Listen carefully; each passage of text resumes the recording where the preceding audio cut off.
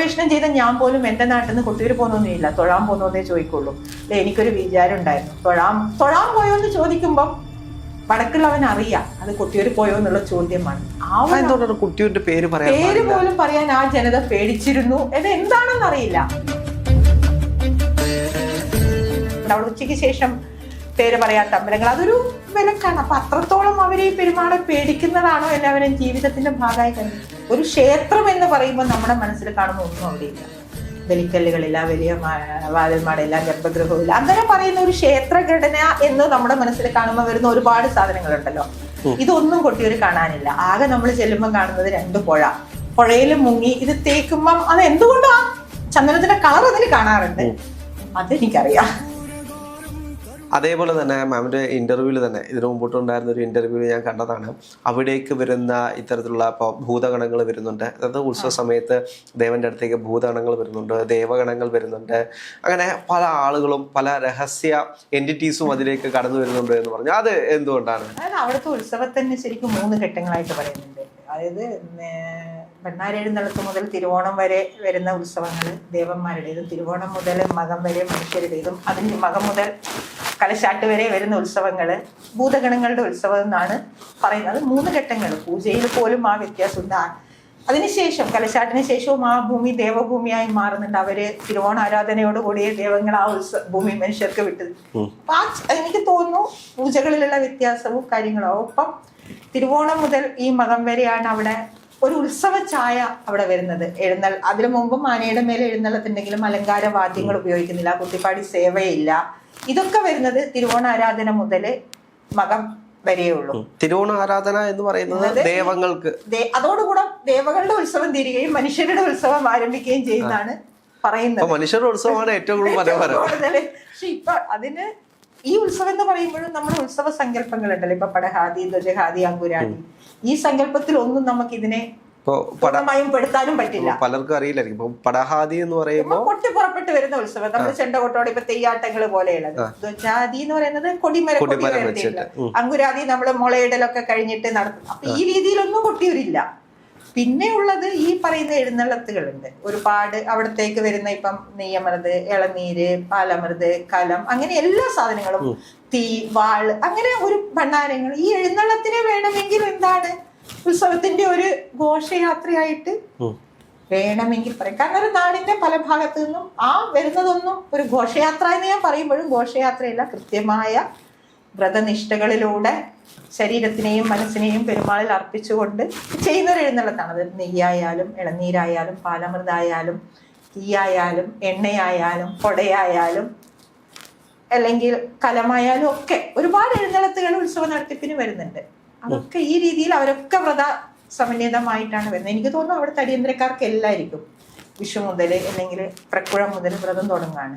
ബ്രാഹ്മണനായാലും ഈ പറയുന്ന ജന്മസമുദായം മുതൽ ഒറ്റപ്പിലാൻ വരെ, കുറിച്ചൻ മുതൽ ബ്രാഹ്മണരെ വരെയുള്ള എല്ലാവരും ഒരേപോലെ വ്രതം എടുത്തുകൊണ്ട് ഉത്സവം നടത്തുന്നവർ. അപ്പൊ അതിന് പലപ്പോഴും ഒരു കോട്ടയത്തിന്റെ ഗ്രാമീണ ഉത്സവമായിട്ട് കാണാം, അല്ലെ കോട്ടയം രാജ്യത്തിന്റെ ഒരു, ഇപ്പൊ നിങ്ങൾ എന്താ തിരുവിതാംകൂറിന്റെ ഉത്സവമായിട്ട് പത്മനാഭസ്വാമി ക്ഷേത്രത്തിന്റെ ഉത്സവം, അതുപോലെ കോട്ടയം രാജാവിന്റെ ഒരു ഉത്സവം, കോട്ടയത്തിന്റെ ഉത്സവമായിട്ടാണ് കൊട്ടിയൂരിനെ കാണാൻ എനിക്കിഷ്ടം. ഇന്ന് ഒരുപാട് പേര് ഈ കൊട്ടിയൂർ ഉത്സവം കാണാൻ വേണ്ടി അല്ലെങ്കിൽ അതിൻ്റെ മറ്റൊരു സ്പിരിച്വൽ തലം അറിയാൻ വേണ്ടിയിട്ട് വരുന്ന ഒരുപാട് ആളുണ്ട്. അവരറിയേണ്ട പ്രധാനപ്പെട്ട കാര്യങ്ങൾ എന്തൊക്കെയാണ്? ഈ സ്പിരിച്വാലിറ്റി ഉണ്ട്. കാരണം അവിടെ ഞാൻ പറഞ്ഞല്ലോ, ഈ പ്രകൃതിയും മനുഷ്യനും ഒന്നാവുന്ന ഒരു ഉത്സവം. ഇന്നും നമുക്ക് മേൽക്കൂരകളില്ല. ഒരു ക്ഷേത്രം എന്ന് പറയുമ്പോൾ നമ്മുടെ മനസ്സിൽ കാണുന്ന ഒന്നും അവിടെയില്ല. ബലിക്കല്ലുകളില്ല, വലിയ വാതിൽമാടയില്ല, ഗർഭഗൃഹമില്ല. അങ്ങനെ പറയുന്ന ഒരു ക്ഷേത്രഘടന എന്ന് നമ്മുടെ മനസ്സിൽ കാണുമ്പോൾ വരുന്ന ഒരുപാട് സാധനങ്ങളുണ്ടല്ലോ. ഇതൊന്നും കൊട്ടിയൂർ കാണാനില്ല. ആകെ നമ്മൾ ചെല്ലുമ്പോൾ കാണുന്നത് 2 പുഴ, അതിനപ്പുറത്ത് കുറെ കയ്യാലകള്, പിന്നീട് അകത്തൊരു പുഴ, അതിനപ്പുറത്ത് പുഴയിൽ നിന്ന് കിട്ടുന്ന ഉരുളം കല്ലുകൾ കെട്ടിയുണ്ടാക്കിയ ഒരു തറ, അതിന്റെ ഉള്ളിലുള്ള ഒരു നാളത്തിലിരിക്കുന്ന ശിവലിംഗം, അപ്പുറത്ത് വേറൊരു തറയില് അമ്മ മറഞ്ഞ തറ എന്ന് പറഞ്ഞ് ദേവിയെ പൂജിക്കുന്ന ഈ ബലിബിംബം മാത്രം, ഒരു വലിയ കൊടയും ഒരു വിളക്കും. പിന്നെ ഇതുപോലെ താൽക്കാലികമായി കെട്ടിയുണ്ടാക്കുന്ന കയ്യാലകളാണ്. അമ്പലത്തിന്റെ മേൽക്കൂരയായാലും അവിടെ ഈ ഇത്രയും ദിവസം 28 ദിവസം അവിടുത്തെ അടിയന്തരക്കാർ മുഴുവൻ അവിടെ താമസിക്കുകയാണ്. അവരൊക്കെ താമസിക്കുന്ന ഈ താൽക്കാലികമായി കെട്ടിയുണ്ടാക്കുന്ന ആ കയ്യാലയുടെ ഘടനയിലും ഈ താൽക്കാലികം എന്ന് പറയുമ്പോഴും ഇപ്പം മാറ്റം വന്നു. പണ്ട് കാട്ടിൽ കിട്ടുന്ന മരങ്ങൾ ഉപയോഗിച്ചായിരുന്നു, ഇപ്പം മരത്തിന്റെ ലഭ്യത നമുക്കറിയാതെ. അതുകൊണ്ട് ഇപ്പൊ പോയി കഴിഞ്ഞാൽ ഓല മേലെ കാണുമെങ്കിൽ അതിന്റെ തൂണ് എന്താണ്, അതിന്റെ കമ്പികളൊക്കെ ഇരുമ്പായിട്ടുണ്ട്. അത് കാലത്തിന്റെ മാറ്റമാണ്, കാരണം ഇപ്പം അത്രയും മരം കിട്ടാനില്ല. അങ്ങനെ വരുന്ന ചെറിയ മാറ്റങ്ങൾ. പക്ഷെ ആ മാറ്റം പോലും അമ്പലത്തിന്റെ ഇതിൽ വന്നിട്ടില്ല. അമ്പലത്തിന്റെ ഈ ഉഗ്രവേദി എന്ന് പറയുന്ന ശിവലിംഗ ഇരിക്കുന്നിടത്ത് ഇപ്പോഴും ഓടയും മരങ്ങൾ ഉപയോഗിച്ചതുകൊണ്ട് തന്നെ ഞെട്ടിപ്പനിയോല ഉപയോഗിച്ചാണ് ശ്രീകോവിൽ കെട്ടിയുണ്ടാക്കുന്നത്. അതും തിരുവോണാരാധനയോട് കൂടിയ ശ്രീകോവിലാവുള്ളൂ.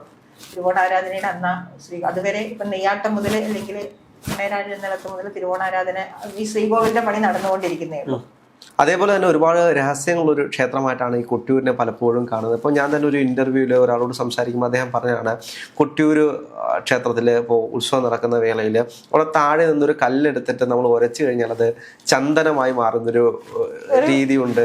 അങ്ങനെ എന്തെങ്കിലും രഹസ്യങ്ങൾ അവിടെ ഉണ്ട്? അത് അവിടെ പണ്ട് എല്ലാവരും ചെയ്യുന്നതാണ്. ഈ പുഴയിൽ ഇപ്പം കൊട്ടിയൂർ ഈറനോടെ പോകുന്നവരുടെ എണ്ണം കുറഞ്ഞു. പണ്ട് ഞങ്ങളൊക്കെ ചെറുപ്പത്തിൽ ഈറൻ, അതായത് നാട്ടിൽ നിന്ന് വന്ന് വാവലിയിൽ മുങ്ങി ഈറനോട്, അപ്പൊ ആ സമയത്ത് ഈ കല്ലെടുത്ത് തയ്ച്ച് ശരിക്കും 2 കല്ലുകൾ എടുത്ത് തയ്ച്ച് തൊടുമ്പം ചന്ദനം പോലെ കാണും. അത് ആ കല്ലുകളെ തയ്ക്കാവോ എന്നുള്ള വേറൊരു പ്രശ്നം. കാരണം ശങ്കരാചാര്യരും വില്ലുമംഗല സ്വാമിയാരും ഒക്കെ വന്നപ്പോൾ അവിടെ കാണുന്ന ഈ ചെറിയ കല്ലുകൾ മുഴുവൻ ശിവലിംഗമാണെന്നും അത് ചവിട്ടാൻ പറ്റാത്തത് കാരണം, അതിൽ ചവിട്ടി നടക്കാൻ പറ്റാത്തത് കാരണം അവർ പ്രതിഷ്ഠനായിട്ടാണ് കൊട്ടിയൂർ പോയെന്നും പറയുന്നുണ്ട്. അപ്പൊ അത് എന്തായാലും അത് ചെയ്യുന്നത് അവിടെ കണ്ടിട്ടുണ്ട്, ഞാനും കണ്ടിട്ടുണ്ട്, ഞങ്ങളൊക്കെ ചെറുപ്പത്തിൽ ചെയ്തിട്ടുണ്ട്. പക്ഷെ ഗവേഷണത്തിലേക്ക് പോയപ്പോൾ എന്റെ മനസ്സിൽ ഈ ഒരു സംശയം വന്നിട്ടുണ്ട്, ഇതിനൊക്കെ ശിവലിംഗം എന്ന് പറയുമ്പോൾ അത് തയ്ച്ച് തൊടാൻ പാടുണ്ടോ? പക്ഷെ എന്തായാലും അത് തയ്ക്കുമ്പോൾ നല്ല ചന്ദനത്തിന്റെ ആ ഒരു കളറ് കിട്ടും.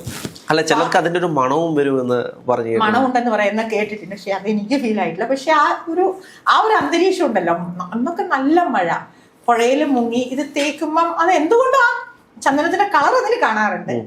അതെനിക്കറിയാം, ഞാനും ചെയ്തിട്ടുണ്ട് ചെറുപ്പത്തിൽ. പക്ഷെ ഇപ്പം ഈ ഒരു ഗവേഷണം കഴിഞ്ഞപ്പോൾ ഈ ഒരു സംശയം വന്നേ പിന്നെ ഞാനത് തയ്ച്ച് തൊടാറില്ല. കാരണം ഇതൊക്കെ ശിവലിംഗാണെന്ന് പറയുമ്പോൾ ശിവലിംഗത്തിനെ നമ്മൾ തയ്ക്കാവോ എന്നൊരു പേടി. ശിവനെയാണ് നമ്മൾ നെറ്റിയിൽ ചാർത്തുന്നത്. അല്ല അതൊക്കെ എങ്കിലും ആ ഒരു പേടി കാരണം ഞാനിപ്പോ അത് ചെയ്യാറില്ല. ഇപ്പോൾ മാം അവിടെ കുറേ നാളത്തെ റിസർച്ചിന് ശേഷമാണ് ഇത് പബ്ലിഷ് ചെയ്തതും. അപ്പോൾ ഇതിനെല്ലാം പുറകെ പോകുമ്പോൾ ഇതിനകത്ത് എന്തെങ്കിലും ഒരു രഹസ്യ എലമെന്റ് ഉണ്ട് എന്ന് ഇപ്പോഴൊക്കെ തോന്നിയിട്ടുണ്ട്?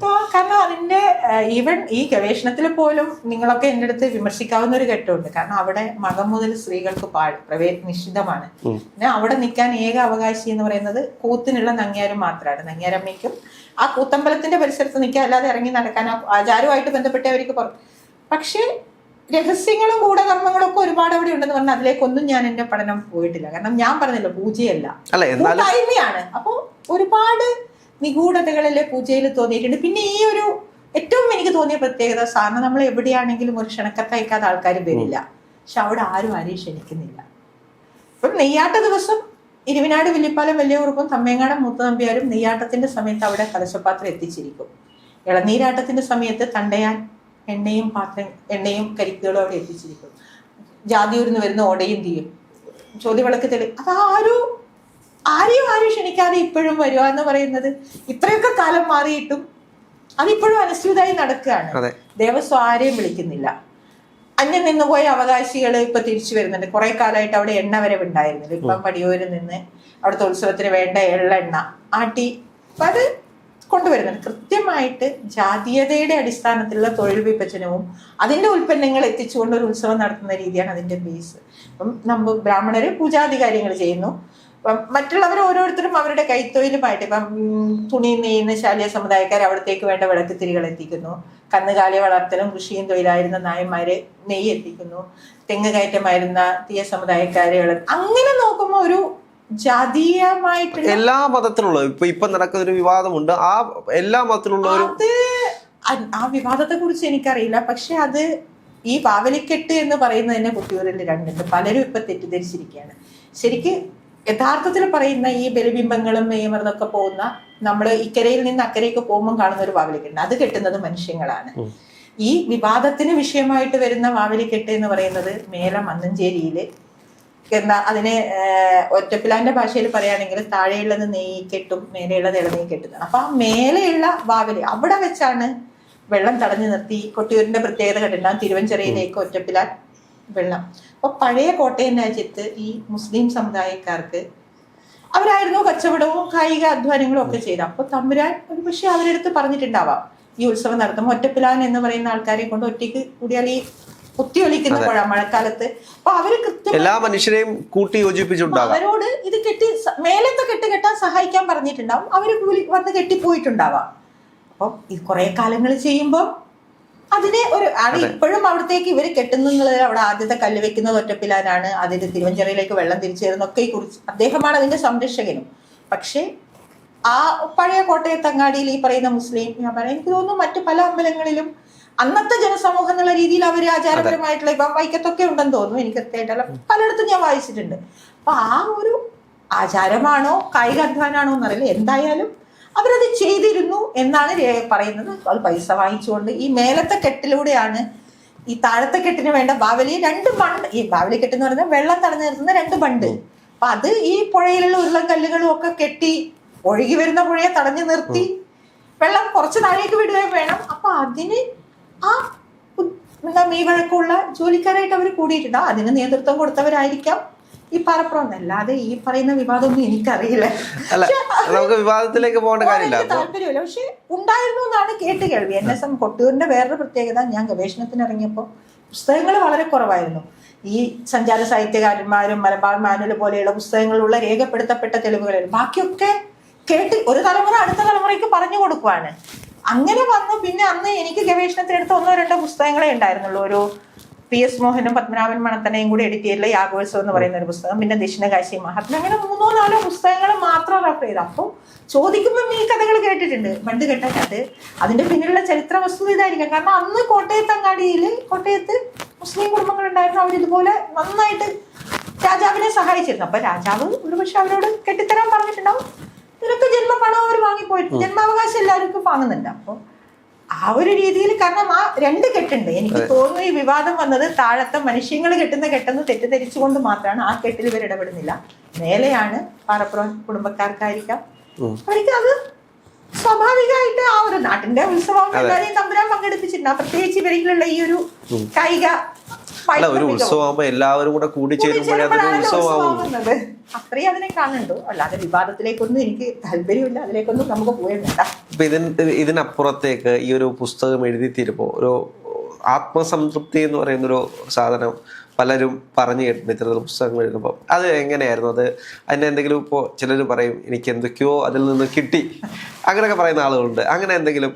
അല്ല, എന്നെ സംബന്ധിച്ച് ഞാൻ ഈ ഗവേഷണം തുടങ്ങുന്ന കാലത്തും ഈവൻ ഇപ്പോഴാണ് എൻ്റെ അച്ഛനൊക്കെ കളിയാക്കി പറയും, നീ കൊട്ടിയൂരിനെ പഠിച്ചപ്പോൾ എല്ലാവരും പേരും ഒക്കെ വന്നു. ഇനിയിപ്പോൾ ഇലക്ട്രോണിക് മീഡിയ വന്നപ്പോൾ ഇപ്പോൾ ഫുൾ കൊട്ടിയൂര് വരികയാണ്, യൂട്യൂബുകളും ബ്ലോഗിലും ഒക്കെ ആയിട്ട്.